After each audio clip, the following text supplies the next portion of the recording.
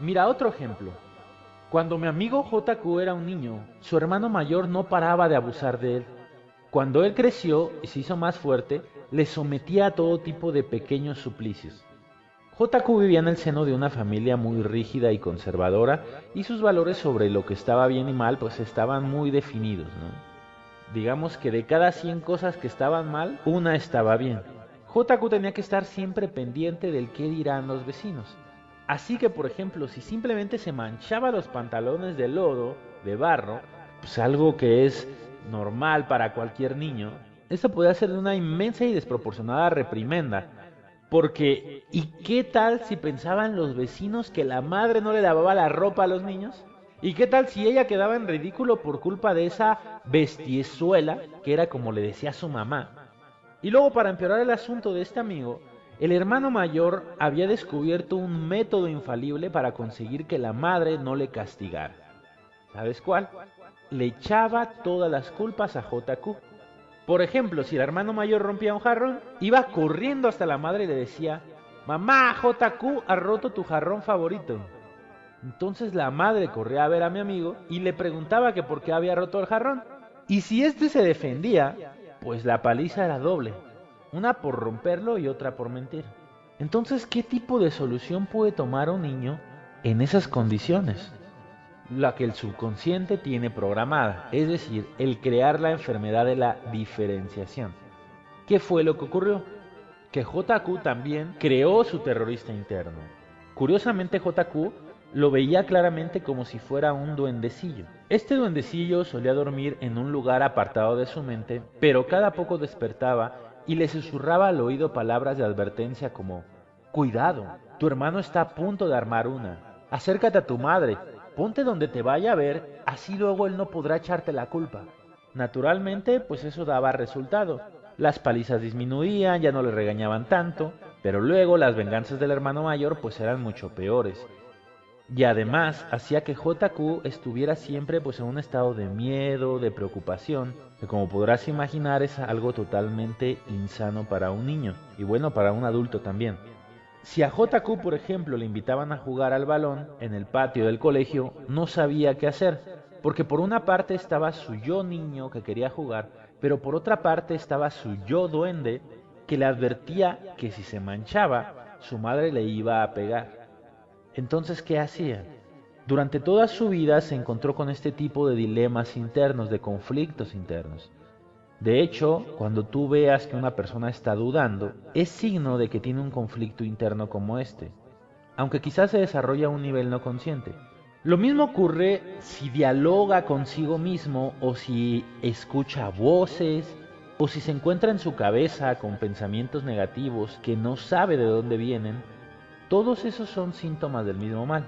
Bueno, pues JQ va sobreviviendo, pero luego durante su adolescencia tuvo graves problemas de autoconfianza. Y cuando se transformó en un hombre, otros nuevos se presentaron. Por ejemplo, por un lado le gustaban las chicas, y mucho, pero por otro lado su duendecillo le decía que tuviera cuidado, que quizá eso era pecado. Cuando tuvo una esposa y se casó, se mudó de la casa de sus padres y ya no tenía a ese hermano cruel que le torturaba ni a esa madre rígida, pero el duendecillo seguía haciendo su trabajo. Ten cuidado, si haces esto mal, igual te echan del trabajo, le decía el duendecillo. Así que JQ lo intentaba hacer todo tan perfecto que al final no lo acababa. Y claro, pues el castigo era mucho mayor. Cualquier síntoma de perfeccionismo es señal de un terrorista interno. También podía pasar que un día el duendecillo se pusiera a trabajar demasiado y le advirtiera de mil y unas cosas. El resultado, a JQ le faltaban fuerzas hasta para levantarse del sofá. La vida le parecía un suplicio. Demasiadas cosas pueden salir mal y hasta las ganas de vivir le desaparecían. Su duendecillo le seguía frenando. Mi amigo Luis tenía un problema similar. Él había crecido en una familia liberal, pero su padre era excesivamente negativo y siempre le estaba criticando en todo. Nada estaba bien hecho. El subconsciente de Luis, para intentar conseguir la aceptación de su padre, había creado una reproducción de su padre como su personalidad, y como resultado, cada vez que Luis intentaba algo, escuchaba la voz de su padre dentro de sí mismo frenándole. Un terrorista interno se había instalado en su subconsciente. Para encima otra cosa ocurrió, un trauma infantil en el que la religión y el sexo se mezclaron. Causó que Luis desarrollara un segundo terrorista interno, una especie de monje, un monje amable y bondadoso para todo, menos para el sexo. Eso que causó que Luis tuviera durante décadas problemas para relacionarse con las mujeres. ¿Por qué? Porque cuando estaba cerca de una chica y sus sentimientos naturales aparecían, su monje interno comenzaba a decirle cosas como, no deberías de sentir eso, pues eso es pecado. Y eso pues le causaba un conflicto interno que la chica notaba y pues que hacía que perdiera todo el interés. Como resultado, durante muchos años tuvo enormes problemas para tener una relación seria. Incluso causaba que muchas mujeres le dejaran porque sentían que no las deseaba como mujeres. Eso las hería y hacía que lo abandonaran. Bien, ¿estaban condenadas estas tres personas? ¿Están condenados los miles de millones de personas que sufren la diferenciación en todo el planeta? ¿Tienen todas esas personas que vivir en la infelicidad? Mira, hasta hace poco la respuesta era un casi seguro y rotundo sí, pues las circunstancias que se tenían que dar para que la cura apareciera eran sumamente difíciles. Sin embargo, ahora yo voy a enseñarte cómo se puede eliminar la diferenciación del subconsciente y cómo al hacerlo se alcanza una completa felicidad y las personas se transforman más en ellas mismas. ¿Cómo se puede eliminar la diferenciación? Justamente reprogramando parte del subconsciente para que esa subpersonalidad desaparezca, o mejor dicho, se integrara con el resto. Porque quiero que recuerdes que en realidad una subpersonalidad o un terrorista interno o una mala programación como esta, en realidad es una parte del cerebro, es decir, es un conjunto de neuronas que está ejecutando un programa, por decirlo así, distinto del resto del supercomputador que es el subconsciente. Es decir, una subpersonalidad es un grupo de células de tu cerebro que está funcionando por sí misma sin que tú tengas control sobre ella. ¿Comprendes? Así pues, lo que tenemos que hacer es reprogramar nuestra mente para volver a tener el control de esa parte de nuestro cerebro. Esto es muy importante y yo casi diría que es vital, porque puede ocurrir que aunque una persona sea afable y bondadosa, pueda tener una subpersonalidad diferenciadora que sea un asesino. Si esa subpersonalidad llegara a hacerse demasiado fuerte, tendríamos un caso de personalidades múltiples y esa persona podría cometer un asesinato. Entonces, como ves, ya no solo estamos hablando de limpiar el subconsciente de subpersonalidades que sea necesario para alcanzar la felicidad, sino que es necesario para evitar desastres irreparables. Además, con el paso de los años, las subpersonalidades van evolucionando y toman diversas habilidades y recursos. Y esos recursos son los que causan que esa subpersonalidad sea útil de alguna manera y sea mantenida dentro del subconsciente y que no sea eliminada. Por ejemplo, en el caso de JQ, el duendecillo había desarrollado una fuerte capacidad para la estrategia. Podía ver que iban a ocurrir ciertas cosas y tomar las medidas oportunas para que eso no ocurriera, por medio de haber aprendido a adelantarse a su hermano. Había desarrollado una fuerte capacidad para la estrategia. O en el caso de Liz, por ejemplo, el monje le era útil cuando acudía a la iglesia. En ese momento sabía qué decir y cómo comportarse gracias a ese monje que tenía en su mente. El problema era cuando esas subpersonalidades se metían en lo que no tenían que meter las narices. Por ejemplo, el monje es muy bueno para la elevación espiritual, pero es un pésimo consejero a la hora de saber cómo conquistar a una mujer y transformarla en tu esposa. Así pues, llegamos a la conclusión de que si eliminamos a ese terrorista interno, entonces la diferenciación desaparecerá y podremos eliminar así ese freno que nos impide triunfar. ¿Cómo lo podemos eliminar? Mira, antes la única solución que había era a base de fuerza de voluntad. Lo que tenía que hacer el neófito o la persona que quería hacer esto era ignorar las palabras que te frenaban, parar esos pensamientos limitadores y poniendo voluntariamente afirmaciones positivas. Como te digo, hasta hace poco ese era el único medio que ofrecían los cursos de autosuperación. Corta el pensamiento negativo en cuanto surja y pone en su lugar uno positivo. Era un método duro, pero bueno, eficaz, funcionaba. Pero hoy existe algo mucho más eficaz, que consiste en ir a la causa del problema y solucionarlo. ¿Qué significa esto? Fíjate, resulta que la diferenciación se produce porque una parte de ti se ha separado, es decir, ha formado una subpersonalidad separada, ¿cierto? Y eso causa que tengas al enemigo dentro de ti. Ese es el problema. ¿Y cuál es la solución? Es muy simple, fíjate, simplemente hay que tomar lo que se ha roto y unirlo de nuevo. Imagínate un jarrón que se rompe y los pedazos están dispersos por todo el suelo. Para arreglarlo, simplemente tendríamos agarrar cada uno de los trozos del jarrón y pegar de nuevo las piezas, ¿no es cierto? De la misma manera, una mente entera vive en la felicidad completa. Si una persona sufre de infelicidad, es porque posee subpersonalidades, es decir, porque se ha diferenciado, se ha roto en diversos pedazos, ¿comprendes? Para arreglarla, solo hay que pegar de nuevo los trozos de su mente y ya está, ¿te das cuenta? Ahora bien, la diferencia entre un jarrón y la mente es que la mente humana, si se rompe y se vuelve a pegar, la mente se hace mucho más fuerte y resistente, al contrario de con el jarrón. Como dice el viejo dicho, lo que no te mata, te fortalece. Incluso hay algunas personas que dicen, oye, ¿y si en vez de pegarlo no sería mejor borrarlo? Bueno, pues no, porque sería como matar una parte de ti mismo.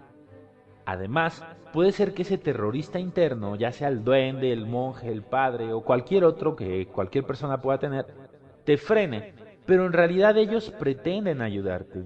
Es decir, te quieren con todas sus fuerzas y lo que desean es ayudarte. Así que el rechazo no logrará que desaparezcan. Siempre tienes que recordar que en realidad esas subpersonalidades son solo un grupo de células de tu cerebro.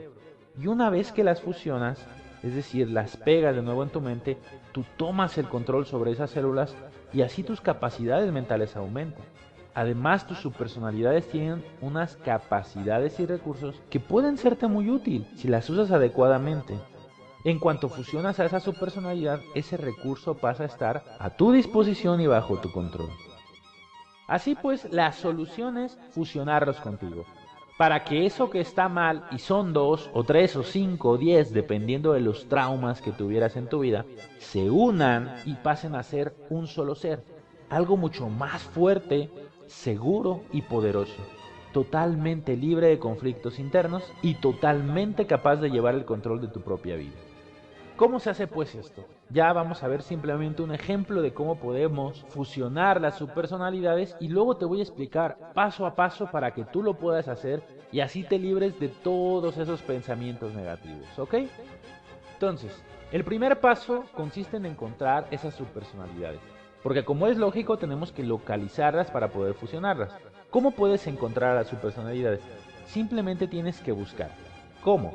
Por ejemplo, puedes cerrar los ojos, mirar hacia arriba y con la mirada ahí intentar encontrar a las personas que tienes dentro de ti. Esto es más sencillo para unos que para otros. JQ, por ejemplo, lo consiguió enseguida. Cerró los ojos, miró dentro de sí mismo y vio que además del duendecillo, al que ya conocía, vio a otras 5 personas más. Lo que él describió fue como una gran sala de un castillo, él estaba en el centro, y a los lados estaban otros 5 JQ. Normalmente dormían o hablaban entre sí y de vez en cuando se acercaban al central, es decir, el que movía su cuerpo, y le susurraban cosas al oído. Esos susurros eran los pensamientos no solicitados con los que JQ se encontraba de vez en cuando en la cabeza. Cosas como, no serás capaz, y si fracasas, y si no eres lo suficiente digno para tu esposa. Y esos pensamientos eran los que le frenaban, y por fin ahora veía a JQ su causa. Lo primero que le mandé es que me describiera cada uno de los 5 personajes, cómo iba vestido, cómo se movía, cómo pesaba, cómo sonaba su voz, cómo olía y cómo se sentía ese personaje. Pues una vez que los identificó, le dije que los comprendiera, que los aceptara. Ellos debían de sentir que él los amaba porque reconocía que había estado intentando ayudarle durante toda su vida y que de hecho le habían sido de utilidad en muchas ocasiones, pero que él ya era un adulto y que por eso ahora podían ser más útiles si se hacían todos un solo ser. Y de esta forma su energía se fusionaría y se harían mucho más fuertes y así podrían ser mucho más felices por sí mismos y por los que amaban. Entonces las 5 subpersonalidades comprendieron, así que le pedí que extendiera las manos con las palmas hacia arriba delante de sí y que en la mano izquierda se pusiera a sí mismo. Él tenía que verse con toda claridad, tenía que ver cómo iba vestido, el color de sus ojos, el tamaño de su sonrisa.